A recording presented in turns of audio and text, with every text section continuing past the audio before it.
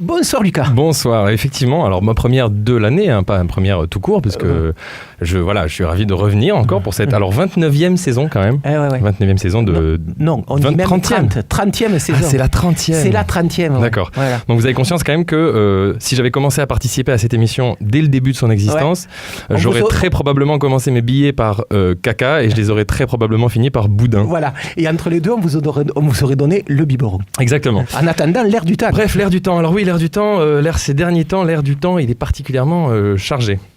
On a pu voir, alors je vous la fais pêle-mêle, l'élection imminente de Bolsonaro, candidat à l'élection présidentielle brésilienne aux propos racistes, sexistes, homophobes et accessoirement nostalgiques de la dictature des années 60, un juge accusé de viol nommé à la Cour suprême des États-Unis, un rapport du GIEC alarmant, inquiétant, angoissant, effrayant, alors rayez la mention inutile ou la rayez pas d'ailleurs, ça change rien, rapport qui nous alerte encore sur la forte probabilité d'une augmentation supérieure à 1,5 degré et les risques qui vont avec.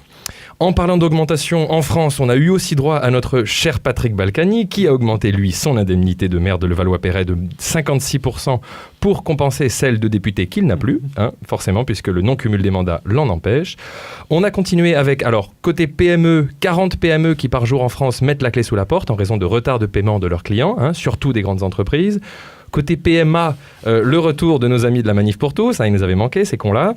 Et enfin, côté PMU, les yeux vitreux et sans vivacité des représentants de la FNSEA, fusil à la main, qui veulent faire la peau à deux ours dans les Pyrénées, et les mêmes yeux vitreux et sans la même vivacité des représentants des lobbies de la viande face, je cite, aux méchants terroristes véganes. Sans oublier un député illégitime et absent des bancs de l'Assemblée depuis le début qui veut devenir maire de Barcelone, un palais de l'Élysée qui se transforme en start-up de produits dérivés et un Zemmour qui est toujours et encore invité à la télévision française. La liste est longue. Tout fout le camp. Tout fout le camp.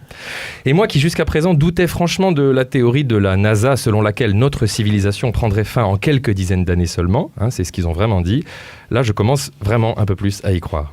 Et en faisant le constat amer de tout ça, je me remémore cette célèbre phrase de Gramsci qui disait « Le vieux monde se meurt, le nouveau monde tarde à apparaître et dans ce clair-obscur surgissent les monstres. » Et ils sont là les monstres, ils sont toujours plus visibles, toujours plus puissants et tous succèdent à une vitesse incroyable, ça nous parvient de plus en plus vite sans nous laisser de répit. Tant de choses sur lesquelles on aimerait prendre le temps d'approfondir nos connaissances, d'aiguiser nos jugements, nos arguments, de nommer les émotions qui nous traversent quand nous recevons tout cela, mais très vite on se sent dépassé. Ça dépasse l'entendement, ça nous dépasse. On prend ce qu'on peut à la volée et puis le reste, ça passe au-dessus, ça nous dépasse. Quand il s'agit de dépasser nous-mêmes, quand on dépasse, ça va, on a plus ou moins l'habitude, on dépasse les bornes, les honoraires, le temps imparti, la voiture de devant.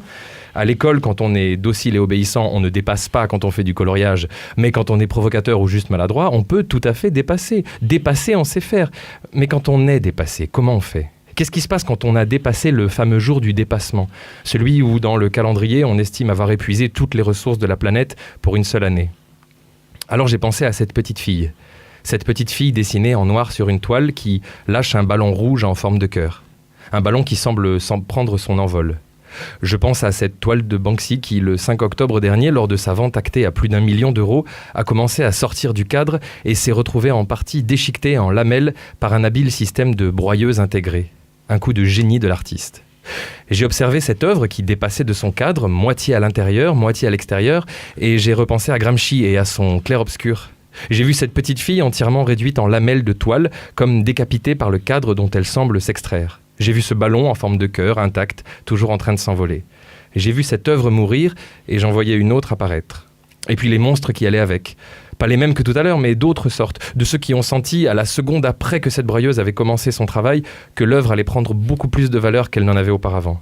De ceux qui ont su à merveille intégrer cet acte de subversion supposé à l'œuvre elle-même et à donc faire gonfler son estimation pour toujours plus de profit. Et d'ailleurs, qu'on ne s'y trompe pas, son acquéreuse a confirmé son achat. Pas folle la guêpe. Quand il a appris ça, mon voisin a foncé dans son garage, il s'est saisi de la masse et a commencé à bousiller la carrosserie de sa voiture avant de la mettre en vente sur le bon coin. Au départ, je me suis bien foutu de sa gueule et puis après, je me suis mis à imaginer un monde où les choses amochées, abîmées, auraient plus de valeur que dans leur état d'origine. Où les gens ne voudraient plus de neuf, qu'ils garderaient tout, useraient leur outil, leur machine, leur objet, jusqu'à ce que tout cela se retrouve dans un état suffisamment mauvais pour que ça prenne de la valeur et pour pouvoir enfin le mettre en vente. Et puis j'ai cessé d'imaginer.